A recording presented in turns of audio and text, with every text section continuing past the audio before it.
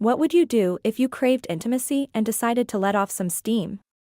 But right in the middle of it, your younger brother walked in and caught you. Now you'll find out how I handled it. My name's Madison, I'm 22. This all happened just a couple of weeks ago during fall break.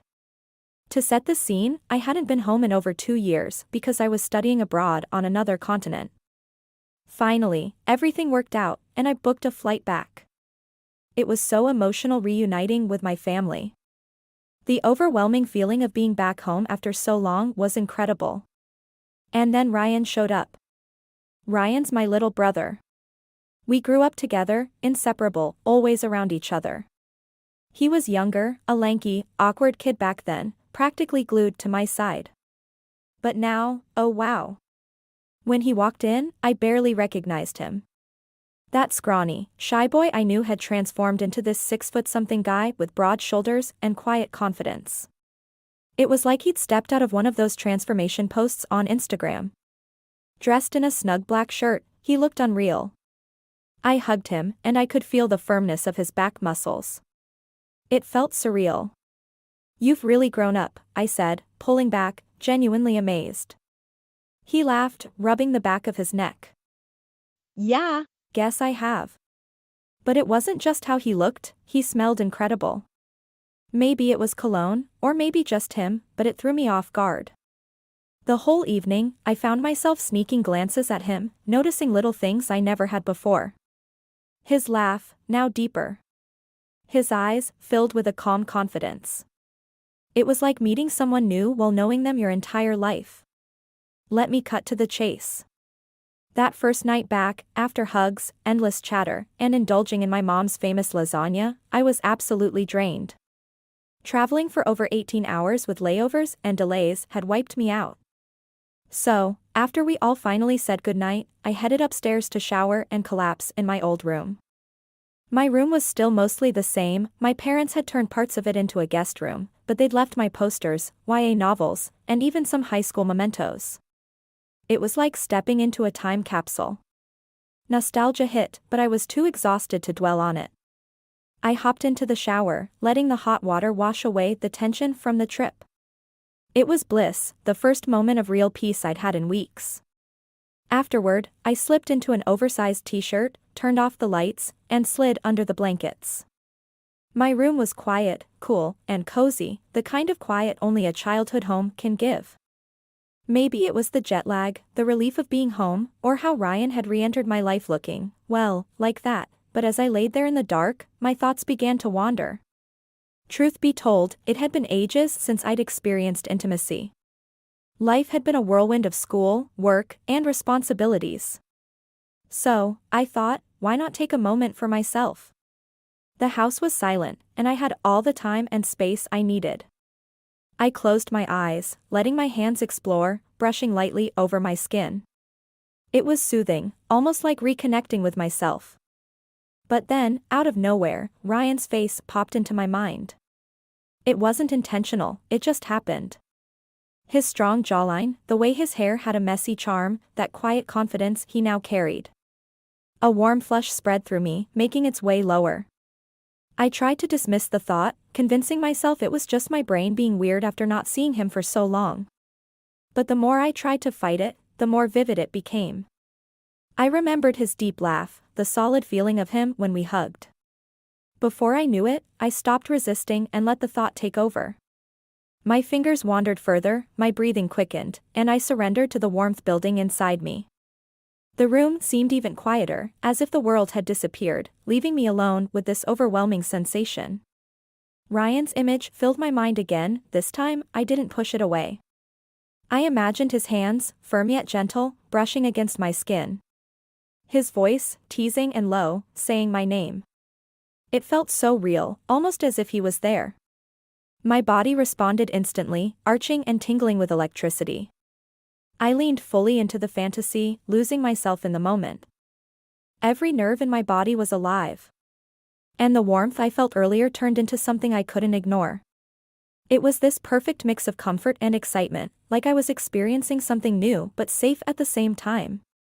And let me just say, it wasn't just physical. There was this emotional intensity to it, too. Maybe it was the fact that Liam had been such a big part of my life growing up, or maybe it was the shock of seeing him again after so long, looking and acting like a completely different person. Whatever it was, it felt powerful. I let myself go, completely surrendering to the moment. My hands moved with more confidence and my breathing grew heavier. Liam's image in my head became clearer. His hands on my waist, his lips brushing against my ear. It was forbidden. Sure. I mean, this was Liam, the kid I used to babysit when I was 14. But that's what made it even more intense. It felt so wrong. But at the same time, it felt like something I couldn't resist. The memory of his laughter, the way his eyes crinkled when he smiled. It all came rushing back to me. But now it was layered with this new attraction that I didn't know how to handle. The room was dim, the only light coming from the faint glow of the street lamp outside my window. The air felt thick, almost charged, as I let my thoughts spiral deeper. Every touch sent shivers through me, and every thought of him made my heart race faster. But just as I was completely lost in the moment, something inside me hesitated. A tiny voice in the back of my mind whispered, "What are you doing?" "This is Liam."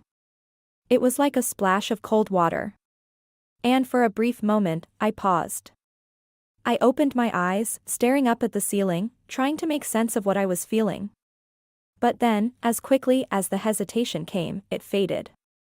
I told myself it was just a fantasy, just a way to unwind after a long day. No harm, no foul, right? So I closed my eyes again, letting myself fall back into that warm, electric haze.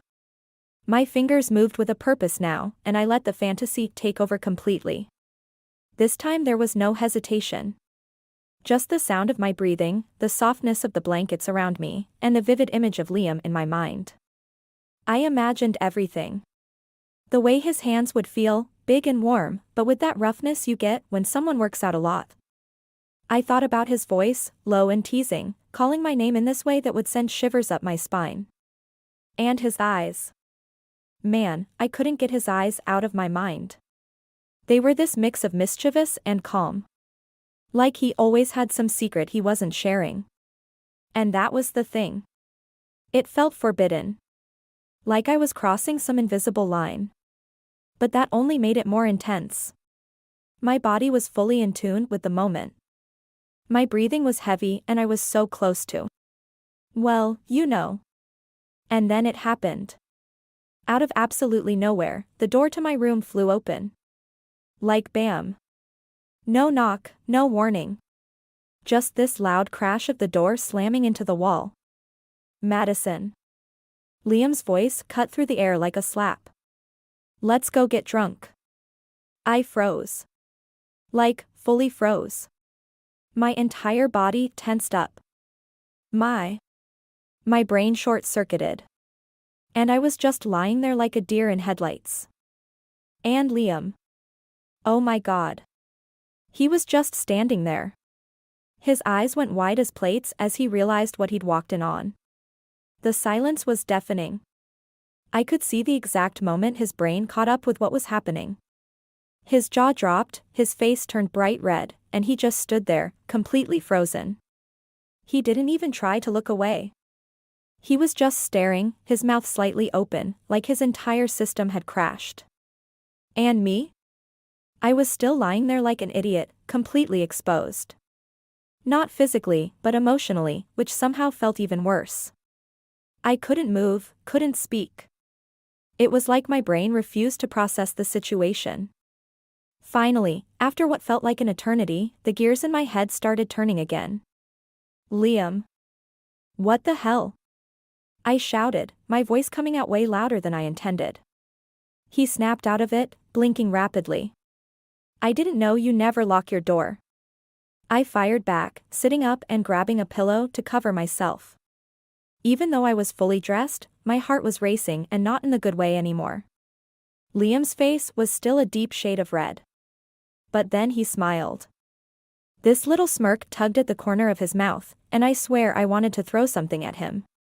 "You might want to hang a sign or something," he said, backing out of the room with his hands up, like he was surrendering. Just saying. And then the little idiot laughed. Like a full-on laugh.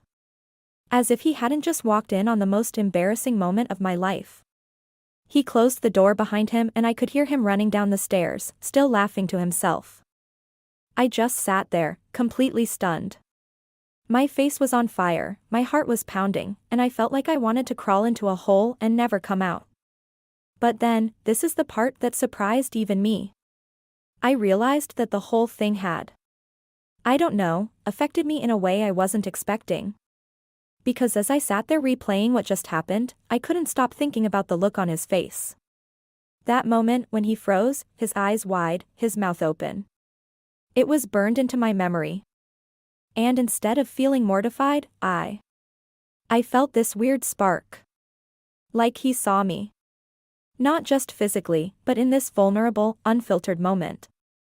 And as much as I hated to admit it, that turned me on even more.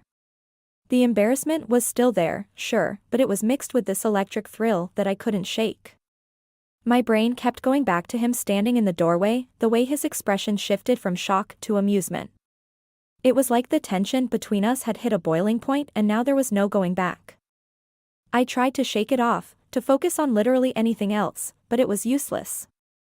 The image of him standing there was seared into my brain and every time I thought about it, that spark turned into a full-on fire. I spent the next couple of hours just pacing around my room, trying to calm down and make sense of what I was feeling. But the more I thought about it, the more I realized that something had changed. This wasn't just about attraction anymore. It was about him. Liam. The kid I grew up with. The guy who used to annoy the crap out of me. The friend I hadn't seen in years. I couldn't deny it anymore. I wanted him.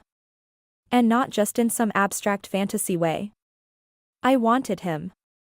The whole next day I couldn't stop thinking about what happened. Like no matter what I did, I wasn't just thinking about the embarrassment anymore. It was thrilled. Liam, on the other hand, was acting like nothing had happened. He was totally normal, cracking jokes at breakfast, scrolling on his phone while my mom talked about some new recipe she wanted to try. It was like the whole thing didn't even faze him. Meanwhile, I was sitting there, barely able to make eye contact, feeling like I was going to combust. I spent most of the day avoiding him, which wasn't easy in a house that small. I helped my mom with laundry, caught up on some emails, and tried to distract myself with a book I'd been meaning to finish. But no matter what I did, my mind kept drifting back to him. Late that afternoon, my dad called me into the living room. He and my mom were sitting on the couch, looking like they had something important to share. "We're heading out tonight," my dad said. "Your grandparents need some help with a few things, so we're driving over there. We'll probably be back late, but we'll return first thing in the morning. We'll celebrate your homecoming properly tomorrow, okay?" I nodded, trying to stay composed even though my heart was pounding. Liam was sitting across the room on the floor, flipping through a magazine. "Liam," my dad called, "you're in charge while we're gone, all right? Try not to burn the house down." Liam looked up and grinned. "No promises, but I'll do my best." My mom laughed, and they both started gathering their things. Within 10 minutes, the house fell silent. It was just me and Liam. At first, I stayed in my room, scrolling through my phone and pretending I wasn't hyper-aware of every sound he made. I could hear him downstairs, the soft clinking of dishes as he grabbed something from the kitchen, and the low hum of the TV as he settled on the couch. But the more I sat there, the more restless I felt. The memory of the night before still burned fresh in my mind, and my body buzzed with an ache I couldn't ignore. I wanted more.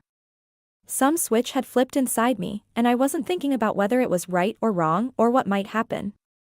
I just knew what I wanted, and I wasn't going to overthink it this time. I waited until it got dark. The house was quiet except for the faint sound of the TV downstairs. Finally, when I couldn't take it anymore, I made my move. I slipped out of my room and padded down the hallway toward Liam's room. The door was slightly open, and when I peeked in, I saw him lying on his bed, fast asleep. He was on his side, his back to the door, one arm tucked under his pillow. My heart pounded so loudly I thought it might wake him, but instead of turning back, I stepped inside and closed the door softly behind me. The room was dim, lit only by the soft glow of his desk lamp.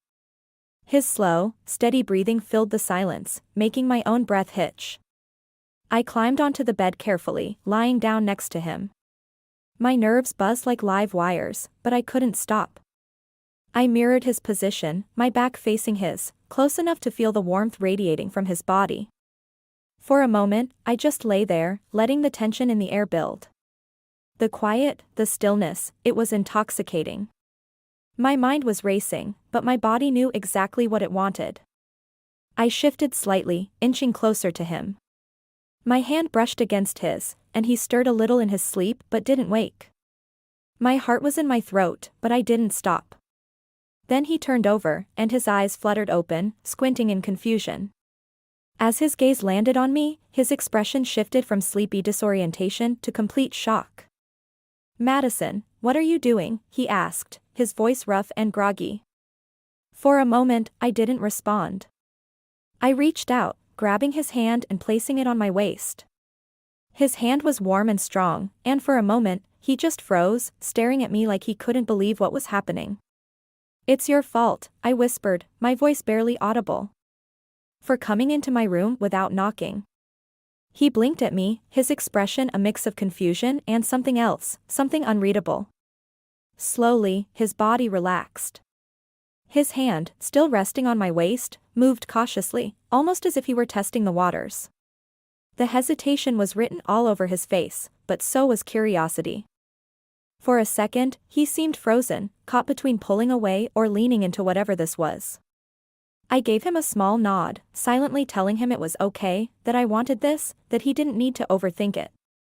That little gesture seemed to be all he needed.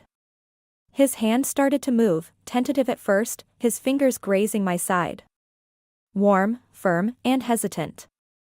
I could feel his uncertainty, but also his determination to tread carefully. That mix of nerves and intent made the moment even more charged. His hand brushed against my skin, and I couldn't help but exhale shakily. The tension in the room was electric, and the unspoken understanding between us grew, moment by moment. It wasn't just the physical sensation. It was the way he was putting so much effort into it, the way he was clearly trying to read me, to figure out what felt good and what didn't. There was something so raw, so vulnerable about it. I kept my hand on his chest, feeling the rise and fall of his breath. His skin was warm under my palm and I could feel the faint texture of muscle beneath. His chest was broad, solid, and I couldn't help but notice the faint veins running along his arms, visible even in the dim light. Liam's nervousness started to fade as he got more into it. His movements became more confident, more deliberate. He wasn't just fumbling around anymore. He was paying attention, watching my reactions and adjusting accordingly. And honestly, he was doing a great job. I couldn't help but smile a little, even as my body tensed with anticipation. There was something so endearing about the way he was approaching this, like he was discovering something entirely new, but he was putting his whole heart into it. It wasn't perfect, of course. There were moments where his inexperience showed, where he hesitated or fumbled slightly. But the effort he was putting in, the way he was so clearly focused on making this a good experience for both of us. It made up for everything. And for me, it was overwhelming in the best way. Every sensation felt amplified, like my entire body was tuned into him. The room felt hotter, the air thicker, and I could feel this electric current running between us. It was so much more than I expected, so much more intense than anything I'd felt in a long time. Liam's confidence grew with each passing second. His movements became more fluid, more sure. I could see the change in him, the way his fear started to melt away, replaced by something bolder. And as for me, I was fully lost in the moment. It was like everything else faded away. The awkwardness, the hesitation, the fear of what this might mean. All of it disappeared. All that mattered was him and the connection we were building, the way we were both fully present in this moment. And then it happened. That rush, that wave of pure sensation that left me braceless. It was 5 times stronger than anything I'd experienced before. Maybe because it wasn't just physical, it was emotional, too. It was the way he looked at me, the way he was so clearly trying. The way we were both stepping into something completely new together. I let out a shaky laugh, my forehead resting against his. "You're better at this than I thought," I teased softly, my voice barely above a whisper. He grinned, a mix of pride and relief washing over his face. "I didn't think I'd survive this," he admitted, his voice just as quiet. We both laughed, the tension between us dissolving into something warmer, something lighter. And in that moment, I knew this wasn't just about what had happened. It was about him. That, as if on instinct, I leaned in. It wasn't some grand, dramatic move. It was subtle, slow. I wanted to give him a chance to back away if he needed to. But he didn't. His eyes flicked down to my lips, and that was all the encouragement I needed. Our lips met softly at first, almost testing the waters. His were warm and surprisingly soft, and there was this hesitancy to his kiss, like he was still unsure if this was really happening. But as the seconds ticked by, that hesitancy started to melt away. He tilted his head slightly, pressing into the kiss with just a little more confidence, and I felt that familiar rush of heat flood through me. I don't know what it was about Liam. Maybe it was the fact that this felt so forbidden, so unexpected. But everything about him in that moment was driving me wild. I could feel his inexperience in the way he kissed me, the way he was clearly figuring it out as he went. But that just made it better, somehow. More genuine. I decided to take control. I pushed him back, gently, guiding him until he was lying flat on the couch. His eyes widened for a second, but he didn't resist. I climbed on top of him, straddling his waist, and I couldn't help but smile at the way he looked up at me, half nervous, half amazed, like he couldn't believe this was really happening. "Relax," I murmured, running my hands down his chest. His shirt had ridden up slightly, revealing a sliver of toned skin and the faint lines of his abs. I trailed my fingers along that line, feeling the way his muscles tensed under my touch. He started to say something, but I cut him off with another kiss. This one was deeper, more intense. I could feel him relax beneath me, his hands tentatively moving to rest on my hips. The kiss grew hungrier, more passionate. My fingers tangled in his hair, pulling slightly, and I felt him shudder beneath me. His hands tightened on my hips, and for a second I wondered if he was finally going to take charge. But he didn't. He just looked up at me, completely lost in the moment, letting me lead. And honestly, I loved it. There was something so empowering about being the one in control, about guiding him through this experience and watching the way he responded. His breath hitched every time I moved, every time I shifted my weight or trailed my fingers along his skin. It was intoxicating, knowing I had this kind of effect on him that seemed to give him a little boost of confidence because his hands started to move more freely, exploring. I could feel the change in him, the way he was finally starting to let go of his nerves and just enjoy the moment. And for me, it was incredible. Every touch, every kiss, every little movement, it all felt heightened, more intense. I don't know if it was the forbidden nature of it, the adrenaline, or just the fact that it was him. But I felt like I was on fire. Our kisses grew more passionate, more desperate. I could feel his heartbeat against mine, his chest rising and falling rapidly as we got lost in each other.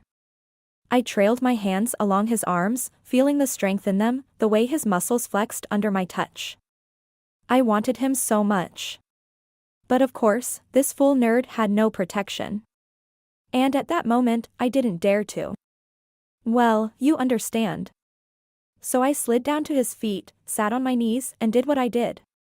All right. Here's a revised version that maintains a respectful and safe tone while still reflecting intimacy. The way things unfolded felt like a dance, one that was both unfamiliar and new for both of us. As I adjusted my position, I noticed how his body responded. Almost like he was experiencing this kind of connection for the first time. There was this mix of curiosity and hesitation in the way he moved, but also an undeniable sense of vulnerability. I shifted down and knelt beside him, not out of any rush, but because I wanted to make sure he felt comfortable. Everything about the moment felt like it was happening in sync with a sense of trust slowly building between us.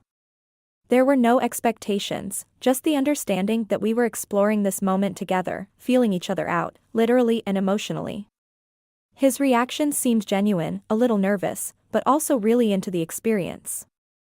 It was clear that this was something new for him, and I respected that.